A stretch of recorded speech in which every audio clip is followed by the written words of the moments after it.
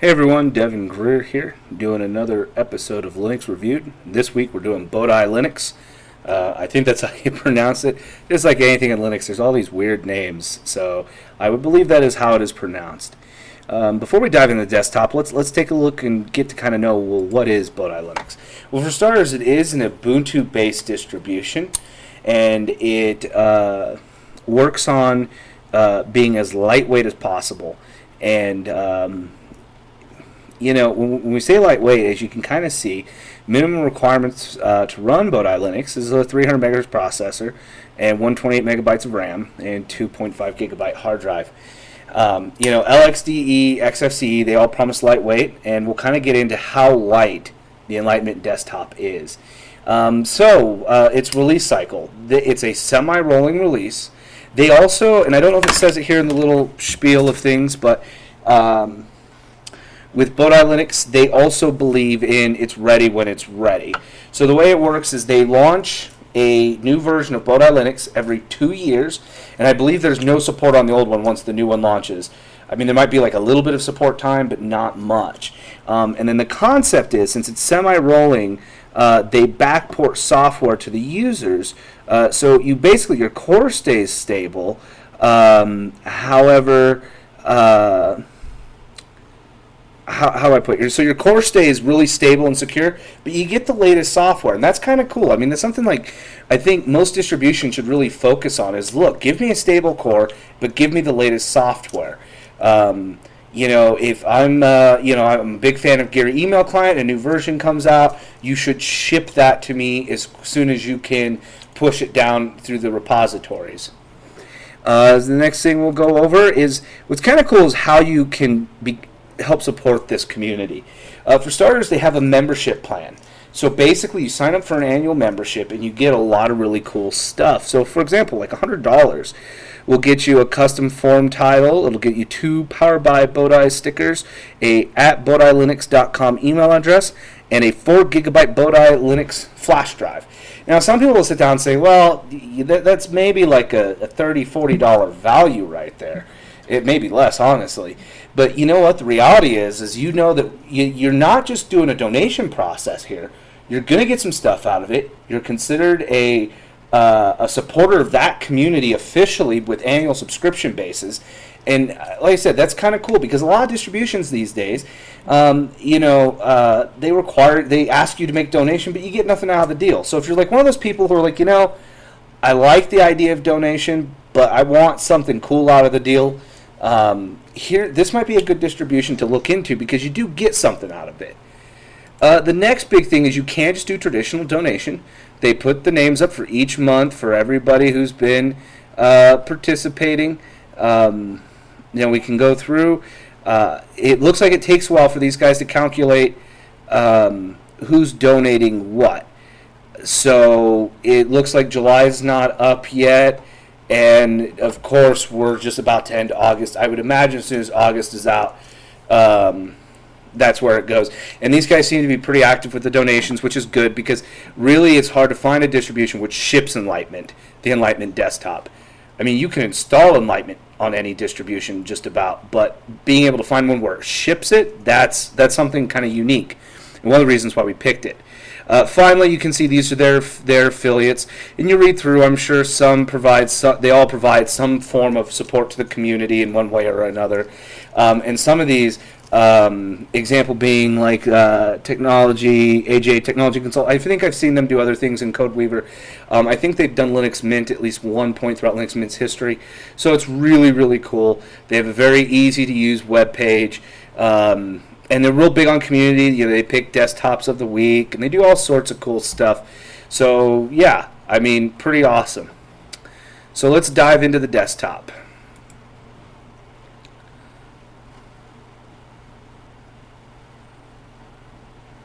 All right.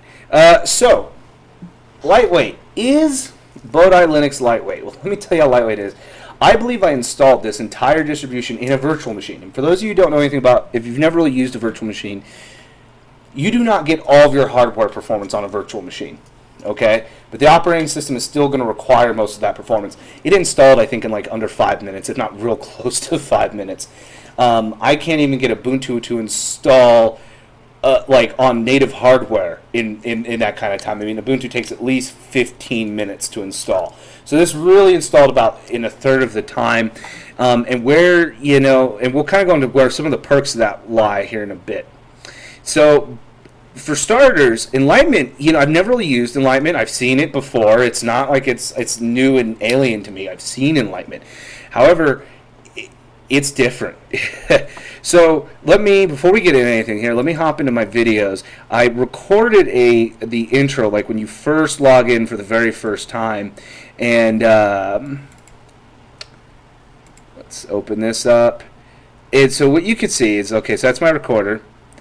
Here, so Bohdi Linux, or Enlightenment comes very stripped down. And you can go from a very bare to different pre-setups.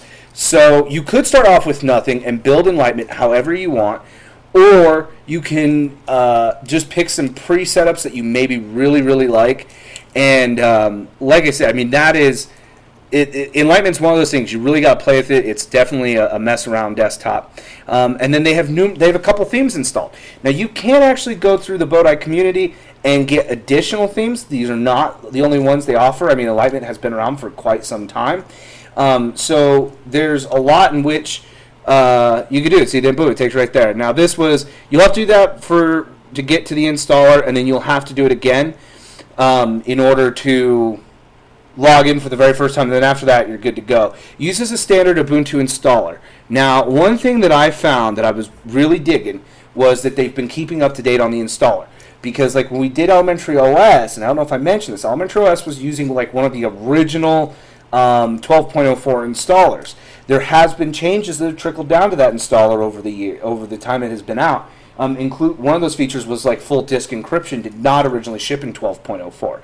It did later on in I think 12.04.2. I think is when it hit. I'm not entirely sure on that, but Bohdi Linux does include that. So if you're like I need my entire hard drive encrypted, it offers that feature and function right there in the installer, really easy to set up. So I chose, I believe, just a standard desktop setup. You could attach certain things. Now, one thing you'll notice is Enlightenment has been out. Enlightenment 17 has been out for a while. A lot of the things look very old, very, very old, and that's kind of fine because, like I said, this is to technically run on older hardware. So we can click in here, and we can start to kind of go through a little bit. System is not really going to have too much on system. It's just going to tell you whether you can shut it down, reboot it, hibernate, all that other good stuff. Settings, this is where you could manage wallpapers. If you install different themes, we could come in here and just click inside the box and it will apply the theme. Shelves, I'll get into here in a minute. Modules, I haven't really played with. Gadgets, I think, are kind of like widgets. Modes, I haven't played with those either. And then you can go into a settings panel. And honestly, the settings panel, this is kind of like the system settings in Ubuntu or traditional GNOME desktops. I'm not a big fan of the one in Enlightenment. It's not bad. It's kind of chaotic where everything is located. You would think it's really easy to just navigate through, but there are things that you get used to in the way things look, appear, and the names of things in the GNOME system settings manager, and they may be in here, but they look different. They have different names. Things just kind of are different here. And certain things you click on, they don't open up. Like, let's see, this time. Okay, so virtual desktops. When I was first testing, I clicked on virtual desktops, and nothing happened at all. So, like I said, it was kind of a hit or miss. You kind of got to go over. It's not bad, but I think what would have been nicer, and it's not so much the Bohdi guys. This is more of an Enlightenment problem. Is if they would have made it more open so I could see everything at once versus have to like scroll through and sit down and say, okay, maybe this is located here, maybe this is not. It gets a little challenging. As you notice, you kind of like a little OSX thing. 3 colored balls. One will minimize. The other one will maximize. And then the other one closes. So anyway, you go over here to Bohdi Linux and click About. this will this is Bohdi Linux 2.4.0, which the numbering doesn't really make a whole lot of sense because you would figure we'd be like at 2.9. And the reason why I say that is I forgot to mention, this is still based on 12.04. They are release candidate 1 for 3.0. So it's kind of weird because we're about to shoot straight to 3.0, and you figure numbering-wise we'd be about like 2.9.9 kind of. So a little odd, I guess, but I don't judge. So there's a lot of things. You can come here and click on like the add software, and so you can get software, themes, all stuff directly from their website. However, the best way to get software for these guys, and it's always a pain to find, and I'll get into this. It's one of my gripes about Bohdi Linux. So applications, we can go in here, we can see accessories, archive manager, and leaf pad. We can see preferences is the EXIS system tools, login configuration, network, blah. And then I'm going to get into Synaptic package manager because that's where you get your applications. Internet, it only ships, well, it didn't ship with Geary. I installed Geary, and I'll show why I installed Geary. But it ships with Midori. For Office, nothing. I don't know why Geary would be replicated in Office, but it's there. And then some system tools. You have the EDEB package manager, Enlightenment file manager, and terminology. And we'll get into those three here in a second. For those of you who are really new to Linux and maybe started off on Ubuntu, back in the day, if you wanted to install a package from the web, it's not like how it is now. Like those of you who've maybe installed, like, I don't know, maybe you went to Skype's website and downloaded the Skype package. You know how it just opens right up in the Ubuntu Software Center? Back in the day, and if you've ever used Linux Mint, I think they still use EDEB, or they call it something else, but it's the same concept. EDEB allows you to install packages from the web because Synaptic is not capable of, you can't have as far as I know, you cannot open a package. A package cannot set itself to install through Synaptic from the web.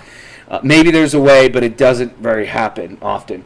Synaptic Package Manager, yet again, for those of us who have been on Ubuntu, especially those who have been on prior to 10.04, so 9.10 and below, remembers Synaptic.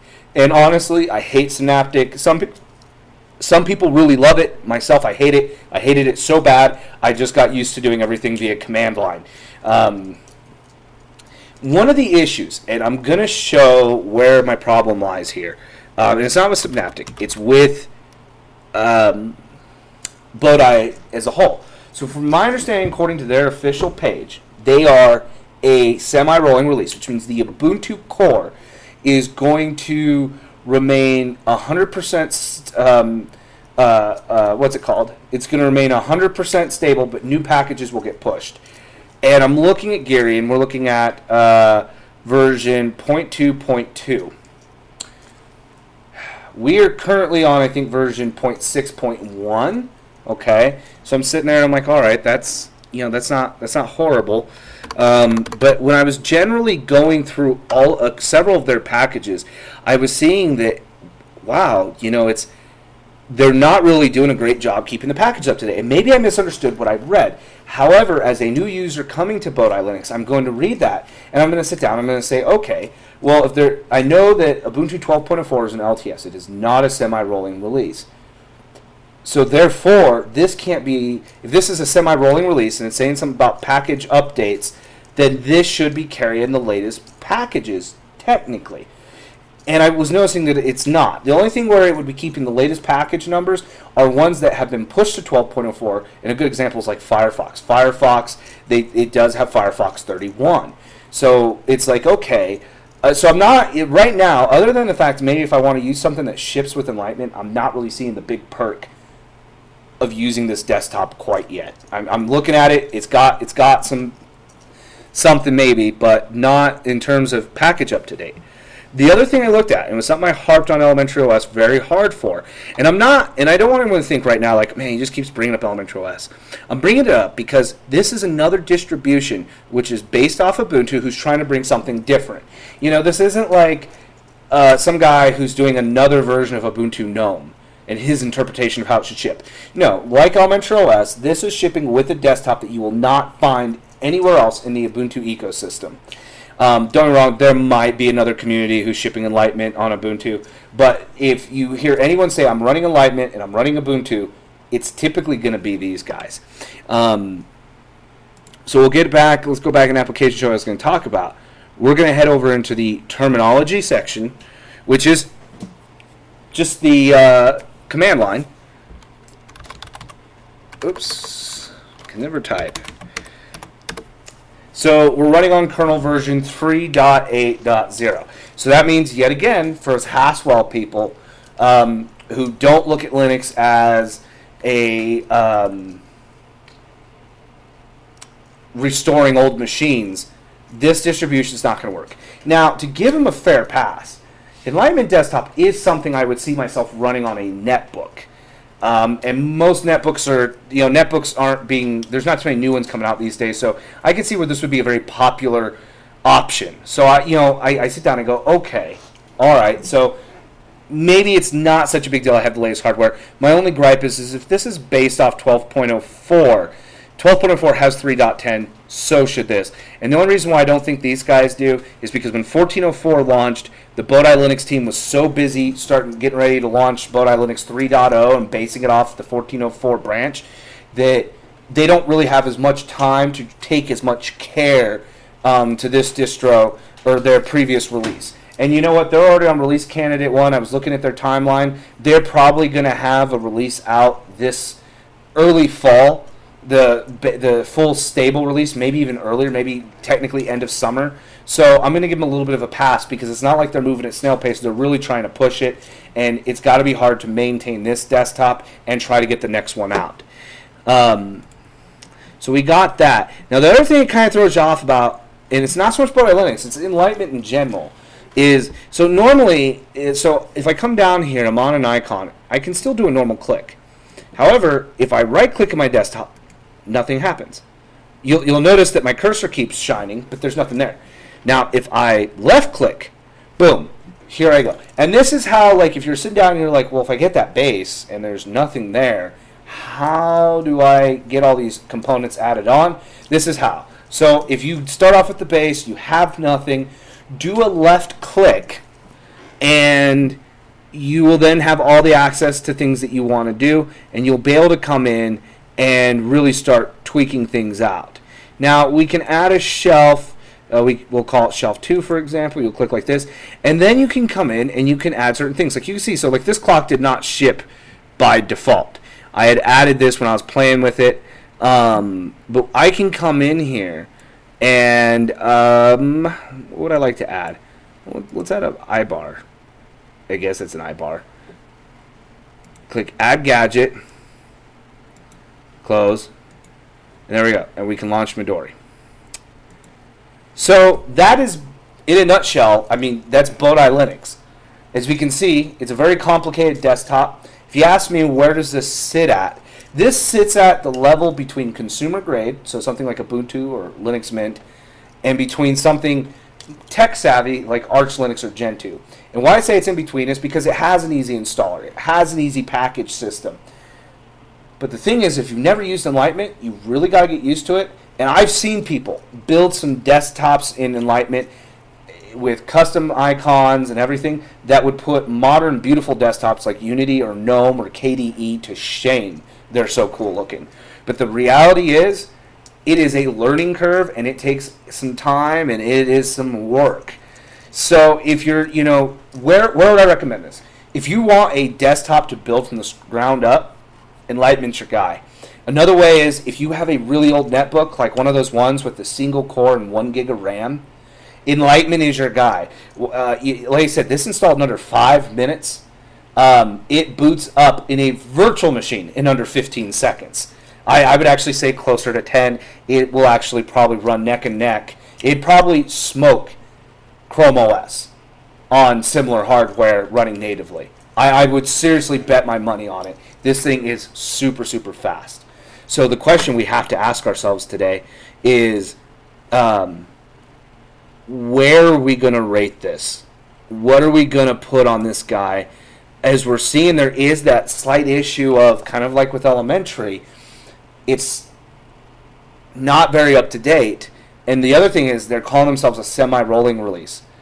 So when I sit down and I look at it, and maybe I'm interpreting things wrong, maybe I'm looking at things wrong, and that's very much possible. But